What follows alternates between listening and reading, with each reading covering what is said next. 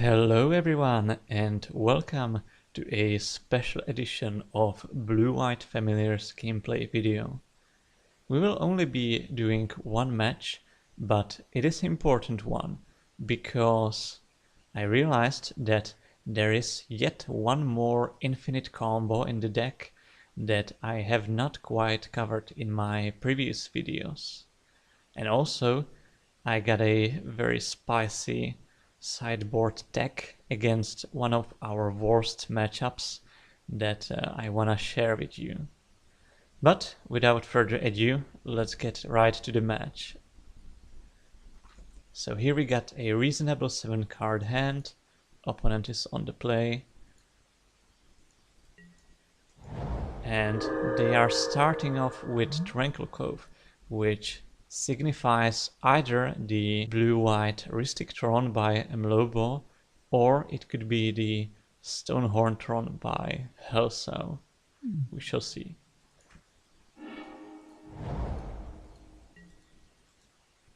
So yeah, it's definitely Tron. Here we are fetching for our planes, and we'll be running out our fam.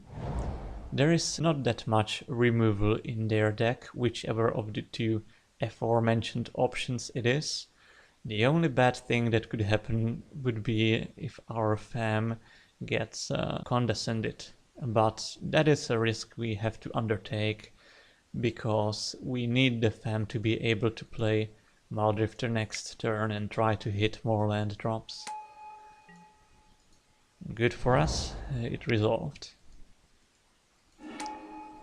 They are just evoking a Maldrifter, which we are going to follow the example of. And perfect, we hit our bounce land.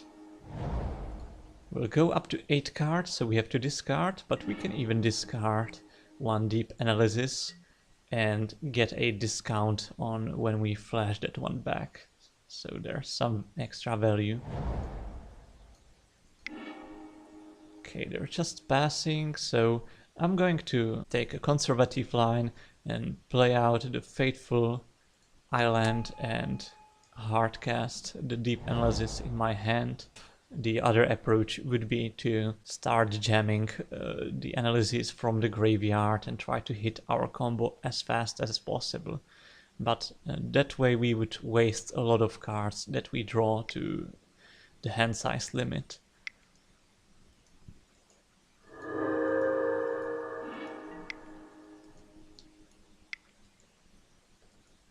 Okay, teachings. So it looks like the opponent must be on the Stonehorn Tron, which also happens to run our worst opponent, Capsize. So we will definitely have to start going off rather sooner than later, as Capsize can really destroy our game.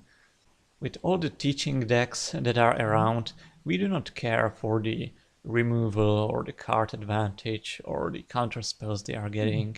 We only really do care about the Capsize, because once they start capsizing our mana base, it's really not ideal for us. And the only real main deck spell we have to fight that is Ghostly Flicker, to fizzle the buyback and keep our land. But if we are flickering a bounce land, we are still a land down in the exchange.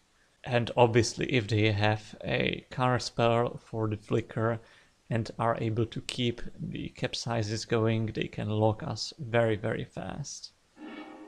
And remember, with this deck we need a lot of mana to be able to win. So once they stripped our mana base, we would effectively lose anyway how to win the game, even though it might take time for them to actually close the game out and kill us. Thereby I'll be just preordaining, bottoming both of these, and passing the turn, leaving a Ghostly Flicker up should they hit an island and start capsizing us. Looks like they got another teachings for Pals to get back their Muldrifter presumably, so that's okay. We can live with that. But they are gonna pass the turn and represent something. So let's see, I might as well play the Faithful, even though it might be a mistake. At this point, it's kind of just delaying us from hitting other stuff. And I'm mostly trying to find my combo pieces, another fam and a Sage Row to close the game out before they can capsize us. Again, passing with 2 mana open to defend myself. Still be getting back the Muldrifter as anticipated, playing out a Seagate. And also looks like evoking a Muldrifter. Alright then, that's... I mean, they got a full grip of cards now, but they are tapped out. So hopefully we can take advantage of that during our turn. I'm gonna start off with flashing back the Deep Analysis to see as many cards as we can. And excellent, we hit the Sage Row. So now, thing is, we do have the Sage Row, Flicker, Wall, Familiar, but we still need one more Familiar to execute the main combo, which is to Ghostly Flicker on Mnemonic Wall and Island, which only costs 1 blue, so we can do that infinitely, returning the Flicker with the Wall and milling the opponent for 2 cards every time with the Sage Row. So one approach here would be to launch off some preordains and more card draw and try to dig deeper, hit our second fam and execute the combo. This is of course a risky kind of play, because if we fail to find the fam and we tap out, they can just start capsizing us, and we won't have a ton of time to get out of that. The other line would be a conservative one to basically only draw a few cards and pass the turn again, as we have been doing that during the past few turns, leaving mana open to effectively counter the capsize with a Ghostly Flicker. But there's yet a third line, which is to win the game on the spot. And usually, when you can win the game on the spot and the opponent is tapped out, that is the correct thing to do. So we might as well do that. But how to do that without the second Familiar, you ask?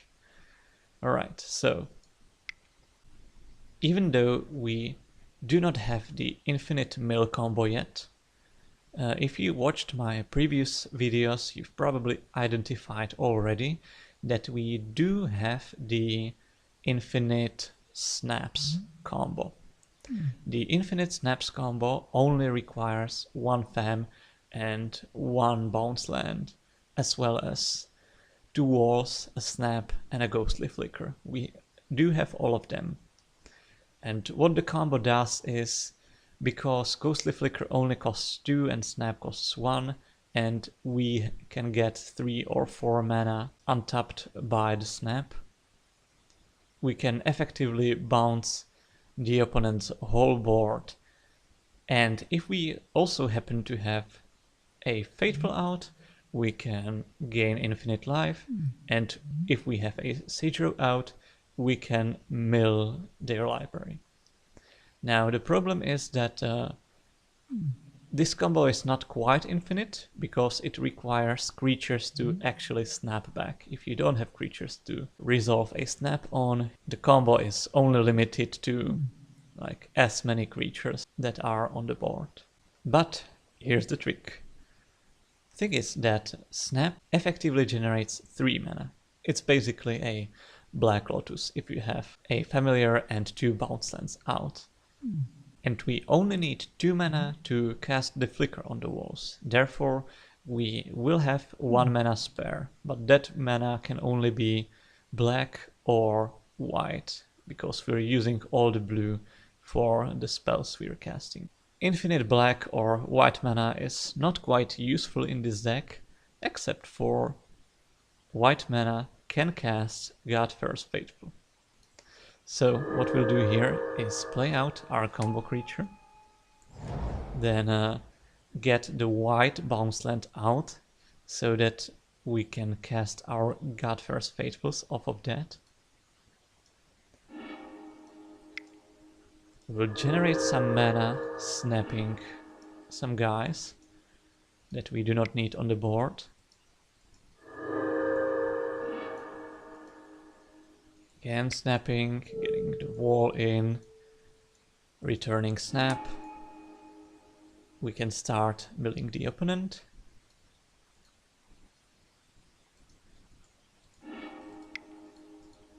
Snap our Seagate. Play the second wall, mill them, get back snap, snap their Seagate, untap. Alright, there are no more creatures to snap, but we can start casting our Faithfuls. So what we do is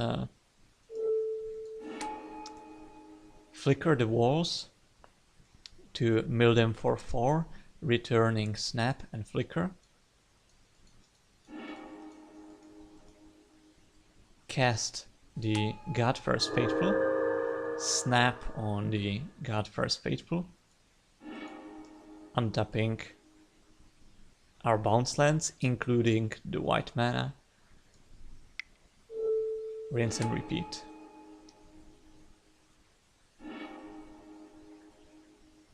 So this way, snap costs 1 mana, flicker costs 2, Faithful costs 1, and we do get 4 mana off of each snap. So this is infinite even without the second familiar.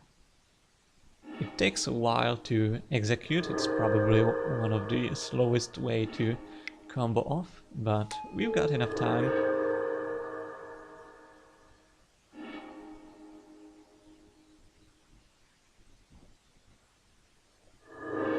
So this is kind of a corner case combo. It's doesn't occur that often, but it's really good to be aware of the option, because as you can see in this game, had we passed the turn, we would have risked the opponent starting to capsize us or finding some interaction to disrupt us or whatever, whereas here we can just win on the spot.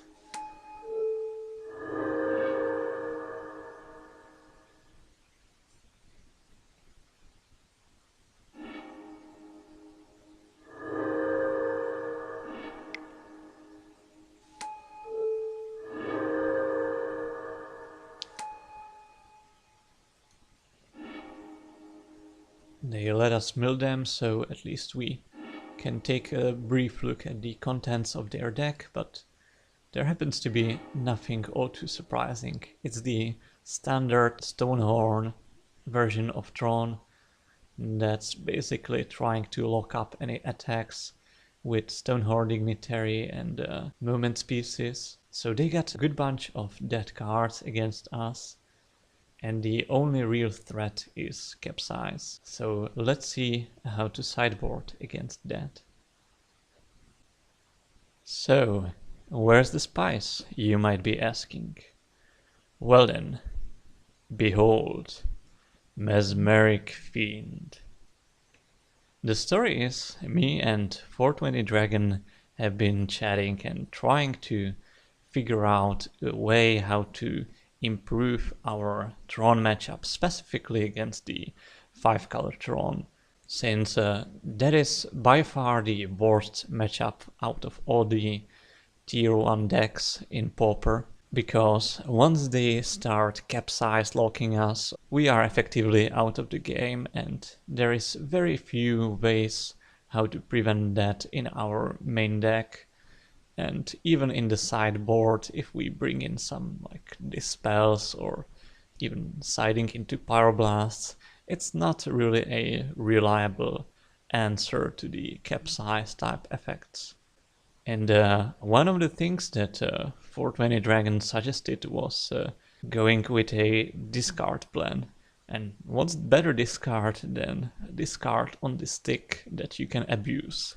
So the thing is that the Tron decks usually only have like one, maybe two or three really good cards against us, those being the Capsize and the Horse.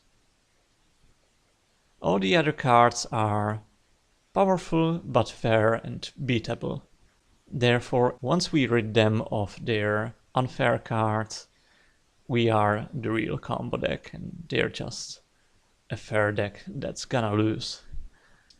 And the way to abuse the Fiend is, if you can remove it from play before the enter the battlefield trigger resolves, you will trigger the leave the battlefield ability and stack it on top of it so that it resolves and does nothing, and then you get to exile their card for good, no matter whether the Fiend dies or is removed or bounced. Of course, we had to make some space in the deck to allow this, so I decided on cutting the one of Reaping the Graves from the sideboard. As powerful as it is, we side it in mostly in the grindy control or mid-range matchups, which are already good matchups for us.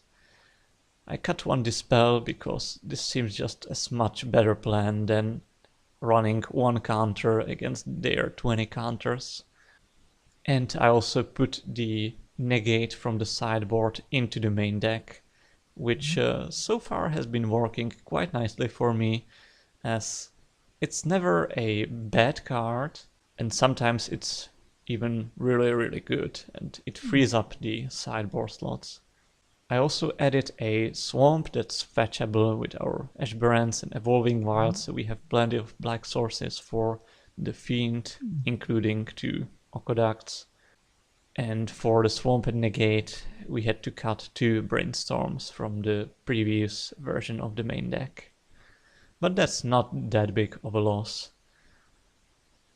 So sideboarding against Stonehorn Tron, we will be taking out the Arrows, Dignitary, and probably like 3 God First Faithful, even though, as you saw, they are not a dead card. Even when their life gain ability or the body is not relevant, they are still usable as a combo piece. But that's kind of a corner case. And we'll be bringing in the Fiends, Hoodwink, and 1 Hydroblast, since I'm not sure how many Pyroblasts do they run, if any, so I don't want too many dead cards. Therefore, 1 will do for the start, I think. So, going into game 2, we have a pretty reasonable hand, including our new fella here. Let's see how it works.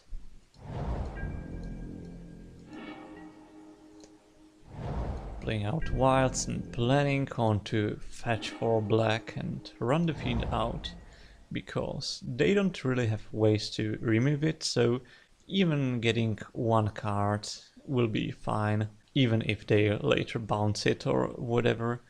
I'm fine just trying to strip their development a little bit.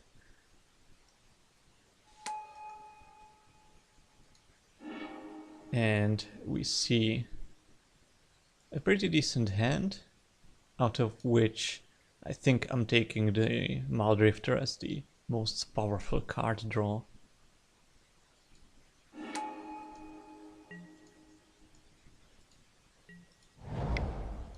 Opponent found an island and placed a Seagate.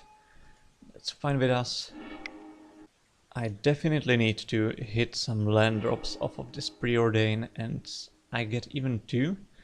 There is a consideration to get the wilds and not shuffle, planning on drawing the Ashbarans.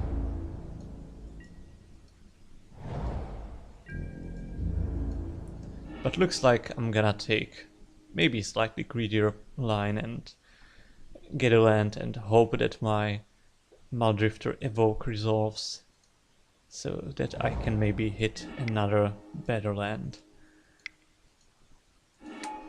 Alright, Muldrifter's there, and at least we can run off this Ashburns.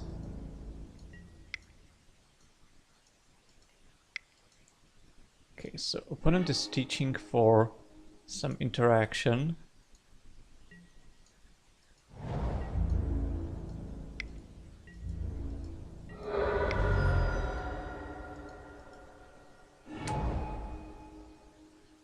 And just flickering the Seagate to dig deeper for some cards. Which I think is a sign that the rest of their hand is not very good. We already know the Stonehorn is a dead card, and there might be more like that. So we are definitely running out our Fam, and also casting the Seagate, hoping that it's not getting Power Blasted, but it's not too much of an incentive for the opponent to Power Blast. They do not know that we are so land light. And perfect, we hit a bounce land.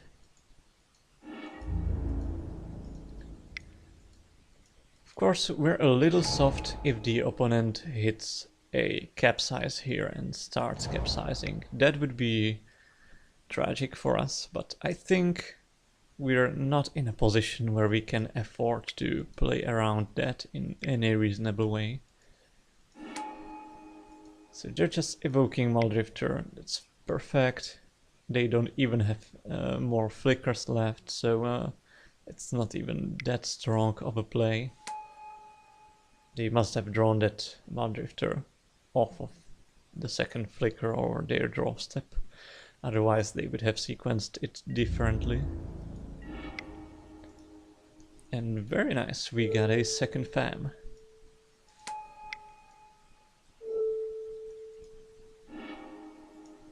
So I'm getting another land and evoking a Muldrifter, trying to flicker the Drifter and Seagate, knowing that the opponent's got a Power Blast, and this is kind of the... If you're not Power Blasting this, then I don't know what else would you, so of course the opponent is on that. But I got one more flicker going, so I think this is a decent line that sets us up the best for the next turn, even knowing that we are still soft to opponent capsizing our land, but I think that we can beat one capsize at this point if we can hit some reasonable cards off of these triggers.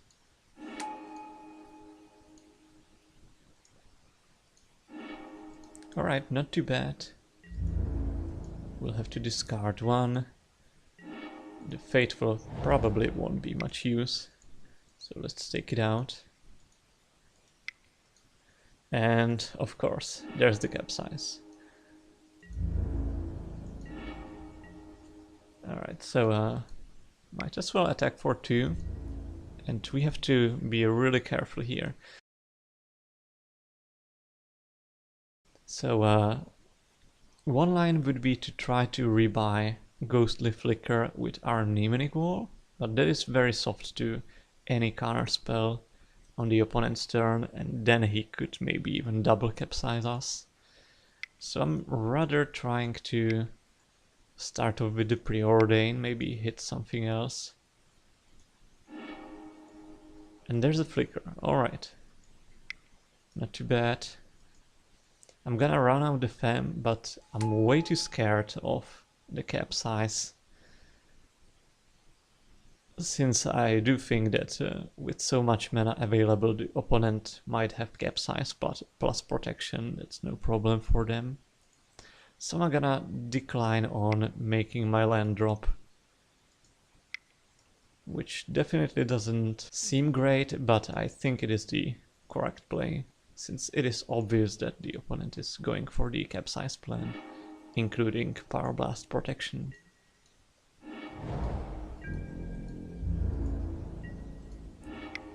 But alright, they are not doing that during their turn.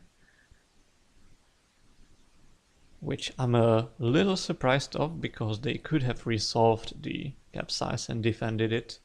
And we would be left with only 4 mana, but maybe they're afraid that we could go off, which we are frankly not that far away of. Therefore, it's a reasonable call for my opponent. I'm just getting the basics so that I'm not vulnerable with my bounce lands. And I'm gonna try and snap the Fiend, knowing that it's 99% to get Pyroblasted. But that's all fine by me. I mean, I need to draw the counterspell out sometime. And I can rebuy the snap, or at least try to rebuy the snap a bit more. Looks like the opponent is gonna counter that, but that's also good with me. Like, if he's countering my wall, that means that he maybe won't have a counter for the flicker.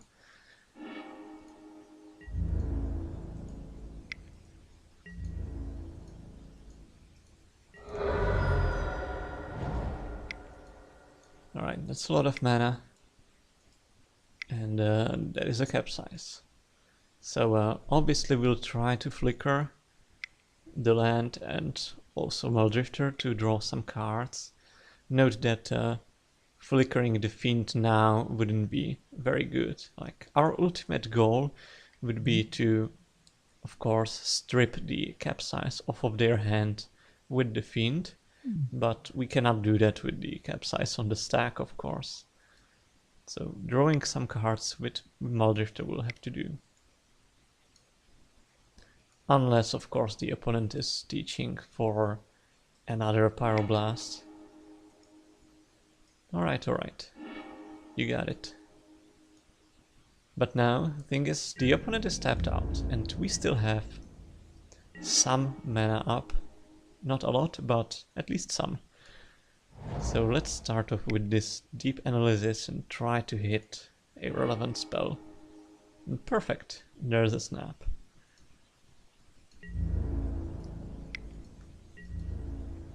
So what we can do here is snap back the Mesmeric Fiend, or maybe start off with the wall, getting back the flicker, then snap back the Fiend, untapping 2 islands. This of course returns the Muldrifter to their hand we know of, so their hand now is Stonehorn, Muldrifter, Capsize, and 2 unknown. Will Fiend resolves, of course, and in response to the ETB exile trigger, we are going to flicker on our mnemonic wall and the Fiend. And we're gonna stack the triggers in a way that we wanna first put the exile trigger on the stack and then the return trigger. I guess since we don't have any cards currently under the Fiend, it doesn't matter, but if we had any cards under him, this would return it to their hand. But now the new Mesmeric Fiend's exile trigger happens, so we're gonna exile this card under the Fiend. That's gonna stay there for until the Fiend leaves the battlefield. Therefore we are gonna exile the less important card, that being the Muldrifter. And with the old Mesmeric Fiend trigger, we are going to exile the Capsize. And since that Mesmeric Fiend is nowhere to be found, that Capsize will be gone for good. So wow, what a relief. Now we rid the opponent off of their most threatening spell.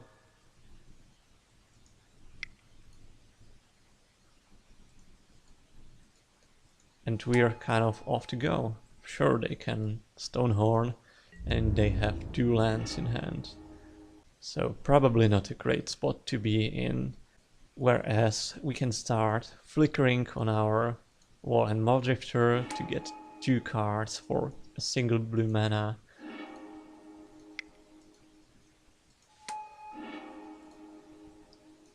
Cast some cards, get more lands. And at this point I'm just trying to find the rest of the combo, that being the Sage Road Denizen. We could even try to go for the Muldrifter beatdown, if for some reason it's not possible to come off that easily, but the beatdown plan would of course take much longer due to their Muldrifters and Stonehorns and stuff.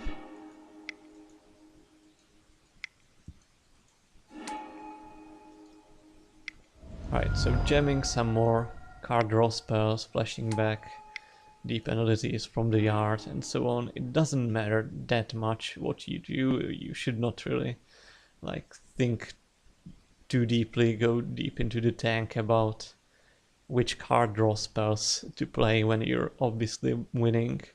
What I'm more concerned about is my clock, because one other line I could have gone for would be to set a stop on their draw step and like draw step fiend them, because if we like flicker the fiend and the wall and then flicker the fiend and wall again, we could exile the cards they have drawn for their draw step.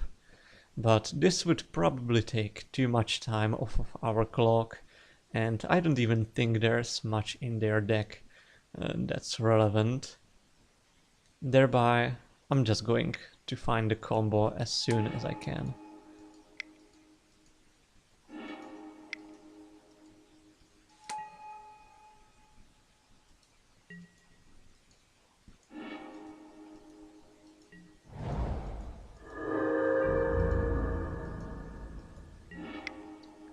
Opponent could try to attack us or something. Note that we do not have any ways to gain our life except for that one faithful in the yard, but I don't think he'll have time for that. In fact, we can probably draw the rest of our deck this turn. And okay, there's a negate, and that should kind of seal the deal, because we already know that he has only 2 lands in hand, and whichever relevant card he draws we can probably negate. Therefore I'll feel pretty safe passing the turn, and since the Sage Row was on almost our bottom of the library, we'll have to pass the turn, but there's nothing that can possibly go wrong.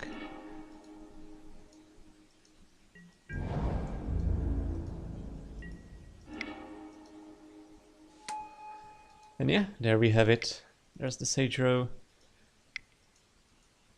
There's the flicker on wall and island, with negate and wall and hydroblast back up. So that will do it.